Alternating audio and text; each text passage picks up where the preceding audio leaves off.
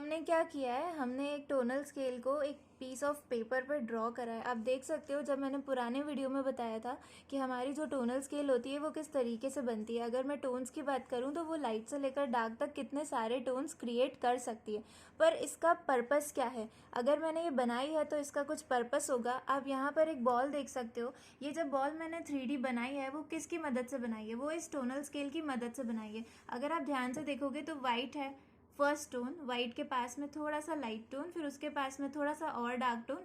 ऐसे करते करते स्टेप बैक करते करते मैंने सारे टोन्स को लाइट टू डार्क अप्लाई किया है। लेकिन अब इसे बनाना कैसे है हम वो सीखते हैं। मैंने क्या किया है, मैंने एक बैंगल की मदद से एक सर्कल ड्रॉ किया है। आप चाहो तो कोई सा भी टूल यूज़ कर सकते हो, बट मेक श्योर कि आप जो भी आउटलाइंस बनाते हो ड्राइंग के टाइम पे वो बहुत लाइट हो। ऐसा इसलिए क्योंकि ये ईजिली इरेज हो जाता है अगर आपने बाय चांस कुछ गलती करी है। क्योंकि कभी भी ऐसा नहीं होता है कि हर ड्राइंग की आउटलाइन डार्क ही हो। तो अगर मुझे लाइट रखनी है तो मैं लाइट रख सकती हूँ, और अगर मुझे डार्क करना है तो मैं इसी के ऊपर डार्क पेंसिल को चला सकती हूँ। अगर मैंने आपको टोनल स्केल बताई है तो उसका पर्पस ये है कि हम इसमें सारे टोन्स को यूज करके एक 3D स्फेयर बनाए, राइट। तो अगर मैं लाइट की बात करूँ तो क्योंकि हमने पुराने वीडियो में ये सीखा था कि जिस भी डायरेक्शन से लाइट आती है उस पर्टिकुलर डायरेक्शन का एरिया हम हमेशा वाइट रखते हैं। तो क्योंकि लाइट का डायरेक्शन यहाँ से है तो हम हमेशा फर्स्ट एरिया, जो कि हमारा फर्स्ट पार्ट रहेगा टोनल स्केल का, हमें इस टोनल स्केल का स्क्वायर नहीं बनाना है। बेसिकली हमें उतना हिस्सा वाइट छोड़ के चलना है, जस्ट लाइक दिस। मैं क्या करूँगी, मैं इसके जस्ट पीछे वाला सेकेंड टोन अप्लाई करूँगी। मैं इतना हिस्सा वाइट छोड़ के चलूँगी क्योंकि यहाँ पर लाइट आ रही है।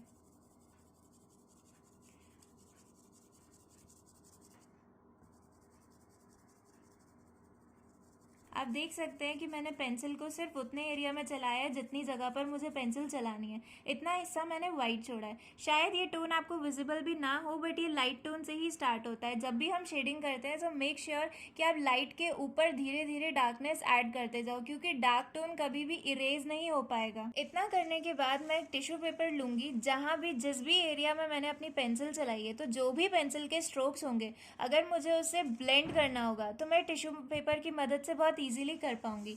ये देखो, मैं इसको राउंड फॉर्म में यूज़ करूंगी। आप चाहो तो टिश्यू पेपर के ऊपर भी फिंगर रख सकते हो, और अगर चाहो तो आप अपनी फिंगर को इसमें इस तरीके से कवर करके ऐसे भी यूज़ कर सकते हो, बट मुझे ये ज़्यादा कन्वीनियंट लगता है तो मैं इसको इस तरीके से यूज़ करती हूँ।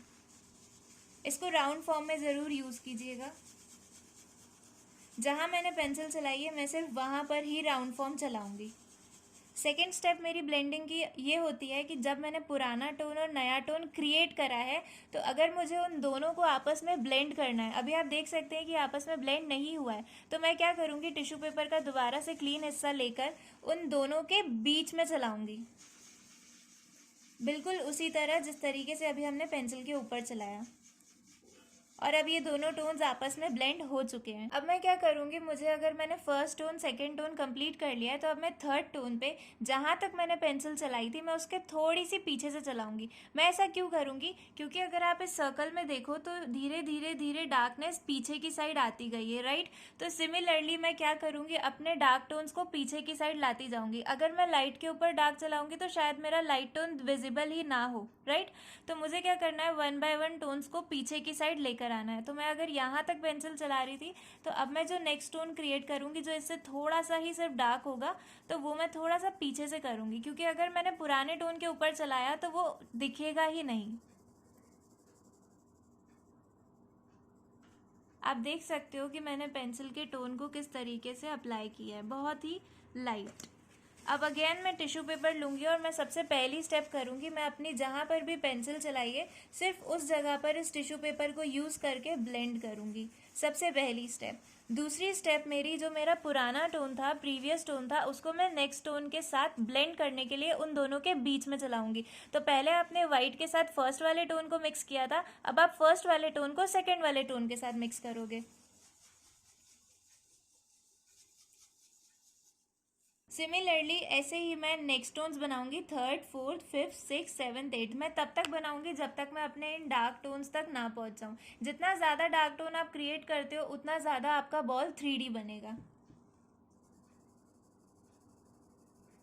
इसके पहले मैंने टोन यहाँ तक चलाया था ये वाला, अब मैं इससे थोड़ी सी पीछे चलाऊंगी ताकि मेरा पुराना टोन और नया टोन दोनों साथ में विजिबल हो। ऐसा ना हो कि मेरे एक टोन दूसरे टोन के साथ ओवरलैप हो जाए।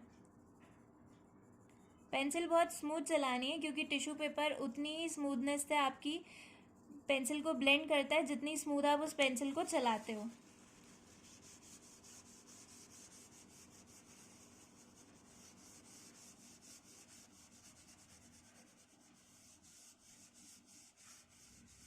इतने टोन्स बनाने के लिए मैंने 2B पेंसिल का यूज़ किया था, बट अब मुझे लगता है कि ये पेंसिल इससे ज़्यादा डार्क नहीं चल सकती है, तो मैं इसमें 6B ऐड कर सकती हूँ। 6B के बाद अगर मुझे लगेगा कि मैं और पेंसिल के अंदर डार्कनेस चाहती हूँ तो मैं 8B यूज़ कर सकती हूँ।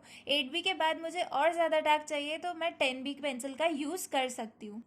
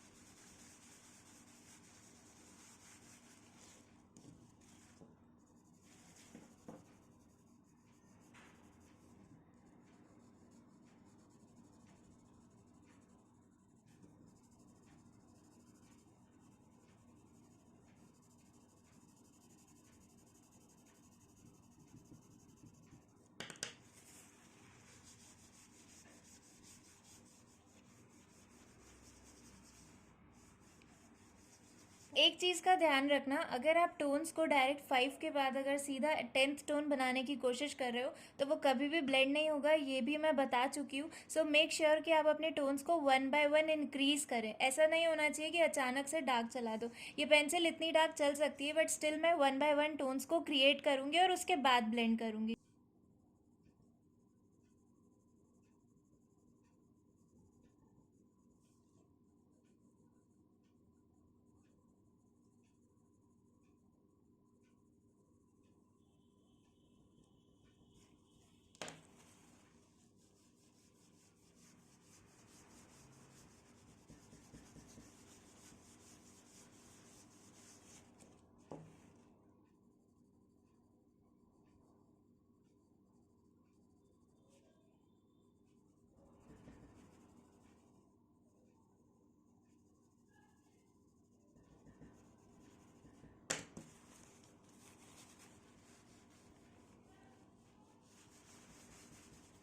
यहाँ तक हमने डार्क टोन ऐड कर दिया। अब आप देख सकते हो कि हमारी 3D बॉल किस तरीके से बन चुकी है।